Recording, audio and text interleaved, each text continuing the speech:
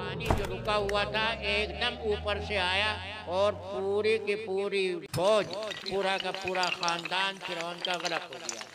یہ ہوا ہے تکبر کرنے والے کا انجام۔ نحمده ونصلي ونسلم على رسوله الكريم اما بعد فاعوذ بالله من الشيطان الرجيم بسم الله الرحمن الرحيم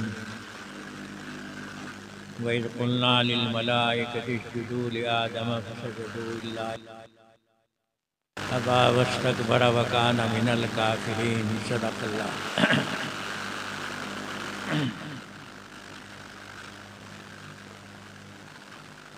جب اللہ نے آدم علیہ السلام کو پیدا کیا اور پھر اس کے بعد میں حکم دیا سب فرشتوں کو کہ وہ آدم کو سجدہ کریں، سب فرشتوں نے حکم مانا، آدم علیہ السلام کو سجدہ کیا،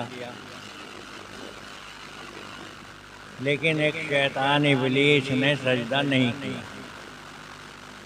اس نے اپنے کو بڑا سمجھا، تکبر کیا، تکبر کی وجہ سے اس نے انکار کر دیا، میں سجدہ نہیں کروں گا۔ بعض لوگ کہہ دیتے ہیں کہ صاحب فرشتوں نے بھی تو آدم کو سجدہ کیا ہے، ہم اگر قبر کو سجدہ کر لیں تو کیا حرج ہو گیا؟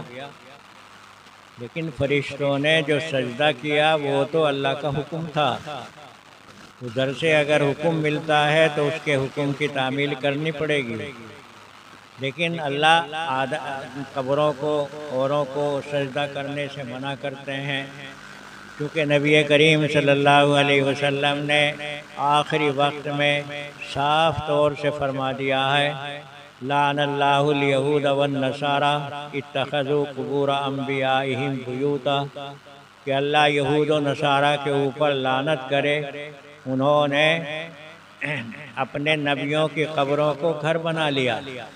یہ آپ کی آخری نصیحت تھی، تو اس لیے یہ تو کوئی ثبوت نہیں ہو سکتا، یہ کوئی دلیل نہیں دی جا سکتی، لیکن کہنے کا مقصد یہ ہے کہ شیطان میں بڑا تکبر آیا، اس نے اپنے کو بہت بڑا سمجھا، وہ یہ بھول گیا کہ تیرا بڑاپن اللہ کے حکم کے سامنے نہیں چلنے والا۔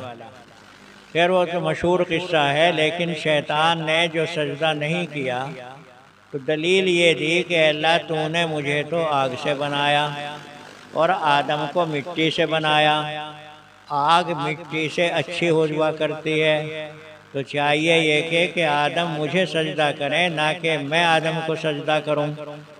یہ تکبر کیا اس نے۔ تکبر اسے کہتے ہیں کہ آدمی اپنے کو اتنا بڑا سمجھے کہ میرے سے بڑا کوئی اور ہے ہی نہیں۔ شیطان نے تو اس لیے تکبر کیا کہ وہ آگ سے بنا اور آگ اچھی ہوتی ہے، لیکن ہم یہ دیکھتے ہیں کہ انسان کے اندر بھی تکبر بہت زیادہ پایا جاتا ہے۔ یہ انسان جو اللہ نے مٹی سے بنایا، مٹی سے بنانے کا مطلب یہ ہے کہ اس میں سب میں زیادہ جو عضو رکھے گئے ہیں وہ مٹی کے ہیں۔ ویسے تو اس کے اندر ہوا بھی ہے، اس کے اندر آگ بھی ہے، اس کے اندر مٹی بھی ہے، اس کے اندر پانی بھی ہے، لیکن مٹی زیادہ ہے، اس لیے مٹی سے کہا جاتا ہے انسان بنا تو مٹی سے بنا۔ اور مٹی کی فطرت، مٹی کی عادت یہ ہوتی ہے کہ اس کے اوپر کوئی پیشاب کرے تب یہ کسی کو کچھ کہنے والی نہیں، اگر اس کے اوپر کوئی پاخانہ کرے تب یہ کسی کو کہنے والی نہیں۔ بہرحال مٹی کے اندر عاجزی، تواضع، انکساری اتنی ہے کہ اتنی کسی اور چیز میں نہیں پائی جاتی۔ ہوا آئے گی، طوفان آئے گا تو مٹی جو ہے اوپر ہوا گر پڑے گی، بخلاف آگ کے، کہ آگ کے اندر اتنا بڑا پن ہے کہ اگر آگ کی تم ذرا سی چنگاری جلاؤ اور اس میں پھر ذرا سی ہوا دے دو تو وہ اوپر اڑ کر کے نہ معلوم کتنے مکانوں کو جلا دے، کتنی بستیوں کو جلا دے۔ تو انسان کے اندر عاجزی، تواضع زیادہ رہنی چاہیے۔ عاجزی، تواضع کا مطلب یہ ہے کہ انسان اپنے کو زیادہ بڑا نہ سمجھے، بلکہ یہ سمجھے کہ میں تو بہت عاجز ہوں، کمزور ہوں، تب اس کے اندر کمال پیدا ہوگا، خوبی پیدا ہوگی۔ یہ انسان جو ہے اگر بدن کے اندر اس کے بیماریاں پیدا ہو جائیں تو نہ معلوم کتنے حکیموں کے پاس جائے گا، کتنے ڈاکٹروں کے پاس جائے گا، لیکن یہ بدن جن چیز سے محفوظ ہے، جس چیز سے بچا ہوا ہے، وہ ہے روح۔ اس روح کے اندر بھی بہت ساری بیماریاں پیدا ہوتی ہیں۔ یہ روح کی بیماری ہے تکبر، اپنے کو بڑا سمجھو اور دوسرے کو ذلیل سمجھو۔ روح کی بیماری ہے حرص، لالچ، اپنے کو اتنا لالچی بنا دو کہ ہر چیز بس مجھے ہی مل جائے، یہ سب بیماریاں ہیں۔ روح کی بیماری ہے حسد۔ حسد اسے کہتے ہیں کہ اللہ نے کسی کو نعمت دی اور ہم دیکھ کر کے اسے جلنے لگیں، یہ حسد، یہ بھی بیماری ہے، یہ روح کی بیماریاں ہیں۔ آج انسان کو بدن کی بیماریوں کی تو فکر ہے، نزلہ ہو گیا حکیموں کے پاس چلو، ڈاکٹروں کے پاس چلو، بخار ہو گیا چلو حکیموں کے پاس، لیکن ضرورت اس بات کی بھی ہے کہ یہ جو بیماریاں روح کے اندر ہیں ان کا بھی کوئی علاج ہو۔ یہ تکبر جب آدمی میں آ جاتا ہے تو اس سے بہت ساری بیماریاں پیدا ہوتی ہیں۔ اگر غور کرو تو جتنی بیماریاں پیدا ہوئی دنیا میں وہ تکبر سے ہوئی۔ جب انسان نے اپنے کو بہت بڑا سمجھا، اپنے کو بہت بڑا بنایا تو نتیجہ یہ نکلا کہ اس نے اپنے خدا ہونے کا دعویٰ کر دیا۔ فرعون کے اندر یہی تو بات آئی۔ فرعون کو جو اللہ نے طاقت دی تھی، ایک بہت بڑی طاقت دی، فرعون کو طاقت یہ تھی کہ وہ جو چاہے غذا کھا لے، وہ سب ہضم۔ 40 دن میں صرف ایک مرتبہ وہ بیت الخلاء میں جاتا تھا۔ وہ بے وقوف سمجھا تیرے جیسا تو کوئی اور ہے ہی نہیں۔ پھر اس کی جو حکومت تھی، اس کی حکومت کے اندر ہر طرح کی چیزیں تھیں، دریا تھے، درخت تھے، پھل فروٹ تھے، بہت اچھے تھے، تو وہ یہ سمجھا کہ میں تو بہت بڑا ہوں۔ اپنے مقابل موسیٰ علیہ السلام کے اوپر یہی اعتراض اس نے اٹھایا کہ تم اگر میرے سے بڑے ہوتے تو چاہیے یہ تھا کہ تمہارے پاس باغات ہوتے، تمہارے پاس حکومتیں ہوتی، تمہارے پاس دولت ہوتی۔ تو فرعون کو اس تکبر نے غرق کیا، وہ یہ سمجھا کہ میرے جیسا اب کوئی نہیں، میں سب سے بڑا ہوں، اور سب سے بڑا ہونے کا نتیجہ یہ نکلا کہ یہ کہہ بیٹھا کہ بس میں ہی خدا ہوں۔ تو خدا ہونے کا دعویٰ جو فرعون نے کیا تو تکبر سے کیا، اپنے بڑا ہونے سے کیا۔ فرمایا نبی کریم صلی اللہ علیہ وسلم نے کہ موسیٰ کے زمانے کا فرعون تو وہ تھا جو اپنے تکبر کی وجہ سے غرق ہوا، اور حضور کے زمانے کا بھی فرعون تھا۔ حضور کے زمانے کا فرعون وہ تھا جسے ہم ابو جہل کہتے ہیں۔ یہ ابو جہل جو حضور کا خاندانی چچا تھا، اس کے اندر بھی بہت بڑا تکبر تھا۔ یہ بھی اپنے کو اتنا بڑا سمجھتا تھا، اتنا بڑا سمجھتا تھا کہ میرے جیسا کوئی ہے ہی نہیں۔ چنانچہ لکھا ہے کہ جس وقت بدر کے اندر اس کے مرنے کا وقت آیا، اور مرا بھی 2 نوجوان لڑکوں کے ہاتھوں۔ حضرت عبد الرحمن ابن عوف جو بہت بڑے صحابی ہیں، وہ بیان کرتے ہیں کہ جب بدر کی لڑائی شروع ہوئی تو مسلمانوں کی تعداد تو بہت تھوڑی تھی، مسلمان کل 313 تھے، اور یہ مکے کے طاقتور کفار یہ تھے 1000 سے بھی زیادہ۔ پھر ان کے پاس ہر قسم کے ہتھیار تھے، یہاں تو ان مسلمانوں کے پاس تلوار تک بھی نہ تھی۔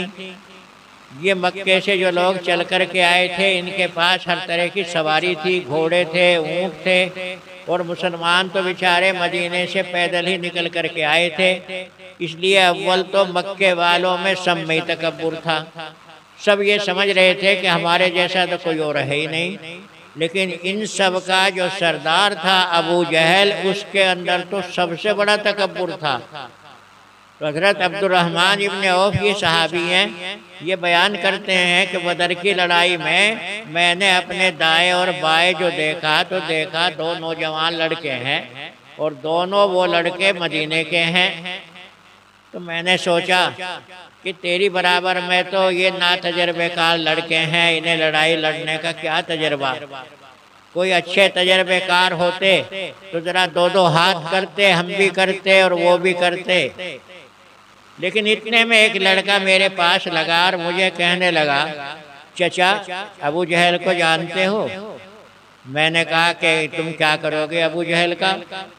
اس لڑکے نے کہا کہ میں نے یہ سنا ہے کہ وہ ہمارے نبی کی شان میں گالیاں بکتا ہے، گستاخی کرتا ہے، اگر میرا موقع لگا تو میں اس سے اچھی طرح بدلہ لے لوں گا۔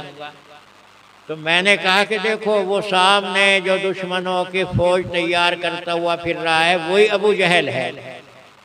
یہ دونوں لڑکے اس طریقے سے دوڑے جیسا کہ آپ نے دیکھا ہوگا کہ شکرا کبوتر کو پکڑا کرتا ہے یا چڑیا کو۔ جاتے ہی انہوں نے ابو جہل کو دبایا، لیکن ابو جہل کا تکبر بیان کرنا چاہتا ہوں میں کہ ابو جہل میں کتنا بڑا تکبر تھا۔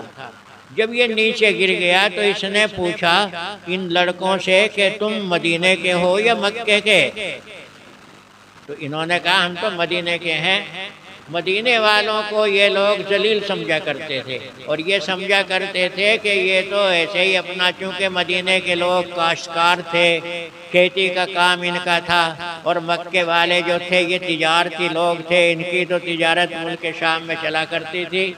پھر مدینے کی آب و ہوا جو تھی بڑی تر تھی، تر ہوا ہونے کی وجہ سے وہاں اکثر بخار بھی آ جایا کرتے تھے، اس لیے مکے والے یہ سمجھا کرتے تھے کہ مدینے والے کیا مقابلہ کریں گے، مدینے والوں کو تو ویسے ہی بخار نے کمزور کر رکھا ہے۔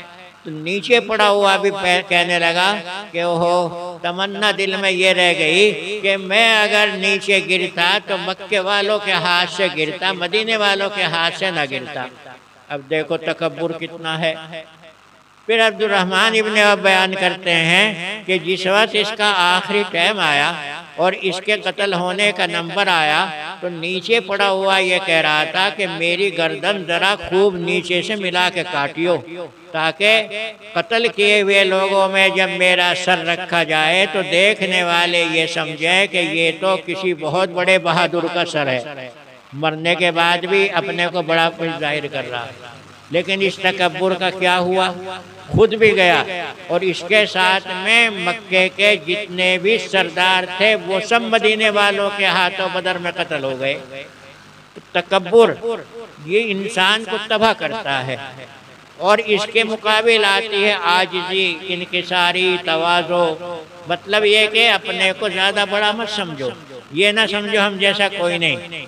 اگر یہ عاجزی اور تواضع آ جاتی ہے تو پھر اللہ اس میں ایک طاقت پیدا کر دیتے ہیں، قوت پیدا کر دیتے ہیں۔ اور اگر تکبر رہتا ہے، بڑا پن رہتا ہے تو کہا جاتا ہے کہ تو جانے اور تیرا تکبر جانے۔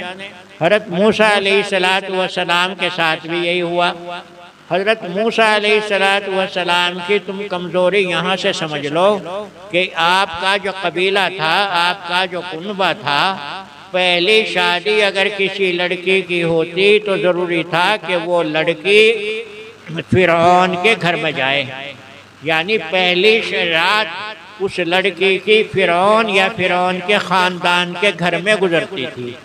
اور یہ موسیٰ علیہ السلام کی قوم اتنی کمزور تھی کہ ان کے بس میں یہ بھی نہیں تھا کہ ہم اپنی لڑکیوں کو تمہارے یہاں نہیں بھیجنے کے۔ اس سے اندازہ لگا لو کہ فرعون اور اس کا خاندان، اس کا کنبہ اپنے کو کتنا بڑا سمجھتا تھا، اور موسیٰ علیہ السلام کا خاندان کتنا بیچارہ گرا ہوا خاندان کہ وہ اپنی لڑکیوں کی عزت بھی نہیں بچا سکتے تھے۔ تکبر فرعون کے خاندان کے اندر بھرا ہوا تھا۔ وہ یہ سمجھتے تھے کہ ہمارا تو کوئی مقابلہ کرنے والا ہے نہیں، اور ادھر موسیٰ علیہ السلام کے خاندان کے اندر کمزوری، عاجزی، انکساری۔ وہ یہ سمجھتے تھے کہ اب ہم فرعون کا کیا مقابلہ کریں۔ لیکن جب اللہ کی طرف سے موسیٰ علیہ السلام کو حکم ملا کہ آج رات اپنے خاندان کو لے کر کے نکل جاؤ، اب تم دیکھنا انجام کیا ہوگا، تو موسیٰ علیہ السلام کی عورتوں نے ایک ترکیب کی، یہ دکھایا کہ گویا کہ ہمارے گھروں میں نکاح ہے، شادی ہے۔ جس طریقے سے شادی کی تیاری کی جاتی ہے اس طریقے سے کہیں برتن کھنکھنائے، کہیں گھروں کے اندر صفائی کی، کہیں کچھ کیا۔ فرعون کا خاندان یہ سمجھا کہ آج ان کے گھروں میں کوئی شادی ہے۔ جب آیا رات کا وقت تو حضرت موسیٰ علیہ السلام اپنی برادری کو اپنے خاندان کو لے کر کے نکلے، اور جب فرعون کو یہ پتا چلا کہ موسیٰ اپنے خاندان کو لے کر کے نکل لیا ہے تو اس فرعون کو یہ بھی صبر نہ آیا، ارے وہ تو بڑے کمزور ہیں بیچارے، عاجز ہیں، کمزوری کی وجہ سے چلو وہ اپنی جان بچا کر کے نکل گئے، نہیں پیچھا کیا، اور پیچھا بھی اپنی پوری فوج کو لے کر کے کیا۔ اب موسیٰ کا خاندان آگے آگے اور فرعون کی فوج پیچھے پیچھے۔ ایک طرف تو وہ خاندان ہے جو بہت عاجز ہے، کمزور ہے، انکساری ہے، ایک طرف وہ ہے جس کے پاس دنیاوی طاقت ہے، مکمل طاقت ہے، اس کے تکبر کا، بڑے پن کا یہ حال ہے کہ وہ خود اپنے کو خدا کہلا رہا ہے، لیکن ہمیشہ دنیا کے اندر غالب آتی ہے انکساری، عاجزی۔ تکبر والے اکثر فیل ہوتے ہیں جو اپنے کو بڑا سمجھتے ہیں، کیونکہ انکساری عاجزی کرنے والوں کے ساتھ اللہ ساتھ دیتا ہے، اور یہ جو تکبر کرنے والے ہیں، اپنے کو بہت بڑا سمجھنے والے ہیں، اللہ انہیں ان کے حال کے اوپر چھوڑ دیتا ہے۔ سامنے دریا آ گیا، موسیٰ علیہ السلام کے خاندان میں 12 قبیلے تھے، 12 حصے تھے، ہر ایک یہ کہہ رہا تھا ہم اکٹھے نہیں چلنے کے، ہمارے لیے تو علیحدہ علیحدہ راستہ ہو۔ چنانچہ اس دریا میں وہی 12 راستے بنے، اور یہ فرعون اپنے زمانے کا خدا کہلانے والا، جس وقت اس نے اپنی فوج اس دریا میں ڈالی تو حکم مل گیا پانی کو کہ جیسے تم پہلے سے چلا کرتے تھے ویسے ہی چلو۔ پانی جو رکا ہوا تھا ایک دم اوپر سے آیا، اور پوری کی پوری فوج، پورا کا پورا خاندان فرعون کا غرق ہو گیا۔ یہ ہوا ہے تکبر کرنے والے کا انجام۔ لیکن اب بھی یہ تھا، یعنی آپ موسیٰ علیہ السلام کے خاندان کی کمزوری دیکھو، اب بھی وہ یہ ڈر رہے تھے کہ نہیں فرعون کبھی زندہ ہی ہو اور کبھی وہ ہم سے بدلائی لے لے۔ قرآن پاک اعلان کرتا ہے کہ ہم نے کہا کہ دیکھو آج ہم فرعون کا نتیجہ دنیا کے سامنے لائیں گے۔ چنانچہ اور تو ساری اس کی فوج دریا میں ڈوب گئی، اور فرعون کی لاش کو دریا نے نہیں لیا، دریا نے باہر پھینک دیا۔ آج تک بھی فرعون کی لاش وہیں، کسی کو دیکھنا ہو تو جا کر کے مصر کے مردہ خانے میں دیکھ لو۔ مصر کے مردہ خانے کے اندر عبرت کے لیے سب کچھ ہے۔ دنیا کو اللہ یہ دکھاتے ہیں دیکھو یہ ہیں وہ لوگ جو خدا کا دعویٰ کرتے تھے۔ تو کہنے کا مقصد یہ ہے، یہ انسان کے اندر جب بڑائی پن آتی ہے، تکبر آتا ہے، میرے جیسا کچھ نہیں، تو اس کا نتیجہ یہ نکلتا ہے کہ وہ اپنے کو خدا کہلا دیتا ہے۔ اور ادھر عاجزی، کمزور، انکساری، اللہ کے سامنے رونے والے، اپنی پیشانی اللہ کے سامنے رکھنے والے، سجدہ کرنے والے، اللہ کے سامنے رونے والے، بظاہر تو یہ دکھائی دیتے ہیں کہ یہ کمزور ہیں، یہ کیا مقابلہ کریں گے، لیکن جب اللہ کو اس کے اوپر رحم آتا ہے تو پھر یہ طاقت میں غالب آ جاتے ہیں۔ مولانا روم رحمۃ اللہ علیہ نے ایک قصہ لکھا ہے کہ ایک ایسے ہی ظالم بادشاہ جو اپنے کو بہت بڑا سمجھا کرتا تھا، اس نے اعلان کر دیا کہ میرے ملک میں میرے علاوہ کسی کو کوئی سجدہ نہ کرے، میں ہی تمہارا خدا ہوں، میں ہی تمہارا مالک ہوں، سجدہ مجھے ہی کیا جائے۔ اور اس نالائق نے یہ کیا کہ اپنے سپاہی اپنے ملک میں دوڑا دیے، اور یہ کہا اگر کوئی میرے علاوہ کسی اور کو سجدہ کرتا ہوا ملے تو اسے فوراً گرفتار کر کے لے آؤ۔ یہ بھی تکبر کرنے والا تھا۔ یہ بادشاہ اپنے کو یہ سمجھ رہا تھا کہ میرے مقابل کوئی آنے والا ہے ہی نہیں۔ سپاہی جو باہر نکلے تو انہیں ایک عورت ملی، اس زمانے کے حساب سے وہ عورت نماز پڑھ رہی تھی، اور نماز میں جو اس نے سجدہ کیا تو سپاہیوں نے دیکھا یہ تو بادشاہ کی مورتی تو رکھے ہوئے ہے نہیں، تو یہ سجدہ کسے کر رہی ہے؟ اس سے پتہ یہ چلا کہ یہ بادشاہ کو خدا نہیں مان رہی، یہ تو کسی اور کو خدا مان رہی ہے۔ سپاہیوں نے اس عورت کو پکڑ لیا اور پکڑ کر کے بادشاہ کے سامنے پیش کر دیا کہ صاحب یہ عورت ہے، آپ کے ملک میں رہتی ہے، آپ اس کی حفاظت کرتے ہیں، لیکن حال اس کا یہ ہے کہ یہ تمہارے علاوہ کسی اور کی پوجا کرتی ہے، کسی اور کو سجدہ کرتی ہے۔ اس ظالم بادشاہ نے عورت سے سوال شروع کر دیے کہ کیا تم مجھے خدا نہیں مانتی؟ عورت بڑی ایمان والی تھی، اس کا ایمان بڑا مضبوط تھا، وہ سمجھتی تھی اللہ کے علاوہ کسی کے ہاتھ میں کوئی طاقت نہیں۔ اس نے کہا نہیں، میں تجھے خدا نہیں مانتی۔ کہ کیوں نہیں مانتی؟ کہ میں تجھے خدا ہونے کی کوئی نشانی دیکھ ہی نہیں پا رہی، تو اگر خدا ہے تو آخر اتنی چیزوں کا محتاج کیوں ہے؟ یہی حال دنیا کا ہے۔ دنیا میں اگر دولت کسی کے پاس آتی ہے تو غور کیجیے آپ، وہ سب میں زیادہ محتاج ہے اللہ کا، وہ سب میں زیادہ محتاج ہے اللہ کی پیدا کی ہوئی چیزوں کا۔ ایک مالدار آدمی کو مکان بھی بڑھیا چاہیے، ایک مالدار آدمی کو لباس بھی بڑھیا چاہیے، اس کے پاس سواری بھی بڑھیا ہونی چاہیے۔ تو کتنی چیزوں کا وہ محتاج ہوا؟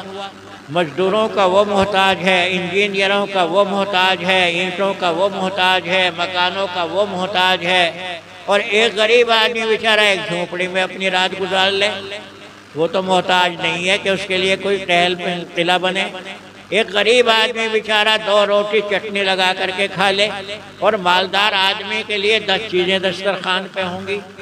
لیکن نظام الٹا، یہ مالدار آدمی اللہ کو تو بھولتا ہے کہ اللہ اس کے لیے کتنی چیزیں دے رہا ہے، اور خود اپنا کمال سمجھنے لگتا ہے۔ اور وہ غریب آدمی بیچارہ زیادہ اللہ کے سامنے جھکتا ہے، وہ سمجھتا ہے میرا تو بس اللہ ہی ہے۔ یہاں اندازہ لگا لیجئے کہ تکبر کرنے والے کا تکبر کہاں پہنچتا ہے۔ حالانکہ قاعدے میں جتنا کسی کے اوپر احسان ہے اتنا ہی وہ اللہ کے سامنے زیادہ جھکنا چاہیے، یہ ہے قاعدے کی بات تو، لیکن وہ کم جھکتا ہے۔ یہی حال یہاں ہوا۔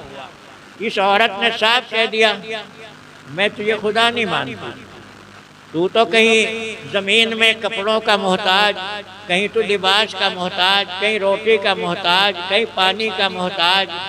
تو جو آدمی اتنی چیزوں کا محتاج ہو بھلا وہ خدا کیسے ہو سکتا ہے؟ ظالم بادشاہ، قاعدہ ہے کہ جب ظالم کی نیت بگڑتی ہے تو وہ دلیل نہیں سنا کرتا، اب تو وہ اپنی طاقت دکھایا کرتا ہے۔ اس ظالم بادشاہ نے کہا میں اپنی طاقت دکھاؤں گا۔ اس نے اعلان کر دیا دیکھو فلاں تاریخ میں سب لوگ اکٹھے ہو جائیں، ہماری فوج کا بھی ہر سپاہی آئے، ہم تمہیں ایک منظر دکھائیں گے۔ ہمارے پاس ایک وہ عورت ہے جو یوں کہتی ہے کہ میں تجھے خدا نہیں مانتی، تم دیکھو گے کہ جو ہمیں خدا نہیں مانتا اس کا انجام کیا ہوتا ہے۔ چاروں طرف سے دنیا اکٹھی ہو گئی، فوج اکٹھی ہو گئی، اور اس ظالم بادشاہ نے ایک بہت تنور گہرا کھدوایا، اس میں لکڑیاں جلانی شروع کریں، اور پھر اس عورت کو سب کے سامنے بلایا گیا۔ عورت کی گود میں بچہ تھا، اس نے بادشاہ نے وہ بچہ عورت کی گود سے چھین کر کے اس تنور میں دہکتی ہوئی آگ میں پھینک دیا۔ آپ جانتے ہیں کہ ماں کو بچے کے ساتھ کتنا پیار ہوتا ہے۔ دکھانا تھا ظالم بادشاہ کو کہ دیکھو میں ہوں خدا، تیرا خدا اگر ہے تو بچا اپنے بچے کو۔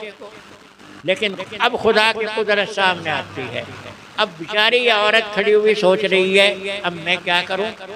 آیا میں اس بادشاہ کو خدا مان لوں تو میرا ایمان گیا، اور اگر میں اسے خدا نہیں مانتی تو میرا بچہ گیا۔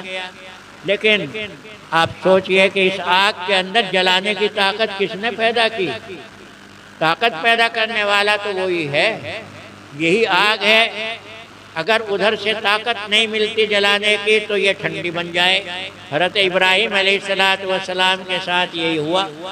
حضرت ابراہیم علیہ السلام کو زمانے کے بادشاہ نمرود نے ایسے ہی تنور میں ڈالا، لیکن قلنا یا نار کونی بردا وسلاما علی ابراہیم، حکم ہو گیا اللہ کی طرف سے دیکھو ابراہیم کا کوئی بال بھی جلنے نہ پائے۔ حضرت ابراہیم علیہ السلام کے لیے آگ کو ایک بہترین چمنستان گلستان بنا دیا۔ یہی ہوا انجام یہاں۔ یہ بچہ جو آگ میں پڑا ہے، یہ آگ میں پڑا ہوا بچہ اندر سے آواز لگاتا ہے۔ مولانا روم نے فارسی میں کہا ہے اندر آ مادر کے من ایجا خوشم، گرچہ بظاہر میان آتشم۔ اس بچے نے آگ میں پڑھ کر کے آواز لگائی ماں تو بھی اندر آ جا، میں تو یہاں بڑے آرام سے ہوں۔ بظاہر تو میں تمہیں آگ میں دکھائی دے رہا ہوں لیکن مجھے کوئی تکلیف نہیں۔ اس عورت نے بھی آگ میں چھلانگ لگا دی، لیکن ان کے لیے تو وہ آگ نہیں تھی۔ اب چاروں طرف سے جو سپاہیوں نے دیکھا، چاروں طرف سے جو پبلک نے دیکھا تو منظر ہی بدل گیا۔ یا تو ان سب لوگوں کو اس لیے جمع کیا تھا کہ یہ مجھے خدا مانیں گے، یا الٹا ہو گیا۔ چاروں طرف سے ایک آواز اٹھنے لگی، چاروں طرف سے یہ کہا جانے لگا کہ خدا تو وہ ہے جو اس عورت کا خدا ہے۔ اے بادشاہ سن لے، تو واقعی خدا نہیں ہو سکتا۔ تو اگر خدا ہے تو تیری جلائی ہوئی آگ کیوں نہیں جلا رہی اسے؟ اب جب یہ آگ، تو اب یہ بادشاہ ظالم کنارے کے اوپر کھڑا ہوا کہہ رہا ہے کہ ارے آگ تجھے کیا ہو گیا؟ تیرا کام تو جلانے کا تھا، لیکن اللہ نے اس آگ کو زبان بخشی۔ گفت آتش من ہمانم آتشم اندر آتا تو بینی تابشم۔ آگ نے آواز دی اور کہا بادشاہ میرا کام وہی جلانے کا ہی ہے، اور تجھے اگر یقین نہیں آتا تو آ کر کے دیکھ، تجھے پتہ چل جائے گا کہ میرا کام جلانے کا ہے یا نہیں ہے۔ تو یہ تکبر جب انسان میں آتا ہے، اس درجے کے اوپر آ جاتا ہے کہ یہ انسان تو انسان نہیں سمجھتا، یہ اتنا بڑی بیماری انسان میں ہے۔ دنیا میں اگر آپ غور کرو تو یہ تکبری ہے، اور تواضع عاجزی جب انسان کے اندر آتی ہے تو پھر وہ اللہ کے قریب لگا دیتی ہے، کیونکہ بڑا پن جو ہے یہ تو اللہ کی نشانی ہے۔ تکبر جو ہے یہ تو اللہ کی نشانی ہے، کیونکہ وہ کسی چیز کا محتاج نہیں، اسے حق پہنچتا ہے کہ وہ اپنے کو بڑا سمجھے، اور ہم ہر چیز کے محتاج، اور ہر چیز کے محتاج ہوتے ہوئے ہم اپنے کو بڑا کہہ رہے ہیں، تو یہ انتہائی ویسی کمزوری کی بات ہے۔ ایک بزرگ عید کا دن غسل کر کے، نہا کر کے، دھو کر کے چلے عید کی نماز پڑھنے کے لیے۔ راستے میں جاتے ہوئے ایک مکان کے قریب کو گزر رہے تھے کہ اوپر سے ایک لڑکی نے راکھ کا بھرا ہوا تسلا نیچے پھینکا۔ اس بیچاری کو یہ معلوم نہیں تھا کہ نیچے کوئی جا رہا ہے۔ وہ راکھ کا بھرا ہوا تسلا اس بزرگ کے سر کے اوپر آ کر کے گرا۔ کپڑے پہنے ہوئے تھے، بدلے ہوئے تھے، سب کپڑے خراب ہو گئے، سب چہرہ خراب ہو گیا۔ اب اگر ہم جیسا دماغ کے اندر تکبر بھرا ہوا انسان ہوتا تو فوجداری ہو جاتی ہے نہیں؟ کتنی جنگ بجتی، کتنے لوگ مرتے کہ اچھا ہمارے سر کے اوپر راکھ پھینکی ہے۔ اگر غور کریں آپ، جہاں یہ لڑائیاں ہو رہی ہیں سب تکبر ہے۔ اپنے کو بڑا سمجھنے والا، اپنے کو یہ سمجھنے والا کہ اچھا میرے بارے میں اس نے یہ کہہ دیا، اور اب وہ لڑنے مرنے کو تیار۔ لیکن یہ تو اللہ والے لوگ جو ہیں یہ اس قسم کی بیماریوں کو خود ہی پہلے علاج کر لیتے ہیں۔ فوراً اپنے نفس کو کہا، اپنے دل کو کہا ارے نفس تو اس لائق تھا کہ تیرے اوپر آگ پھینکی جاتی۔ یہ بھی اللہ کا کرم ہے کہ تیرے اوپر آگ نہیں بلکہ راکھ ہی ڈالی گئی۔ اور یہ کہتے ہوئے منہ کپڑے صاف کرتے ہوئے گھر واپس چلے آئے۔ آج دنیا کے اندر جو فساد آ رہا ہے وہ تکبر کا ہے۔ یہ لڑائیاں جتنی بھی آپ لوگوں کی چل رہی ہیں یہ اس بات کی نشانی ہے کہ ہر آدمی اپنے کو اتنا بڑا سمجھتا ہے، اتنا بڑا سمجھتا ہے کہ میرے جیسا کوئی ہے ہی نہیں۔ اگر تکبر سے دنیا بسا کرتی تو فرعون بستا، تکبر سے اگر دنیا کا نظام چلا کرتا تو نمرود کا چلتا، تکبر سے اگر حکومتیں چلا کرتی تو پھر ابو جہل کی چلتی۔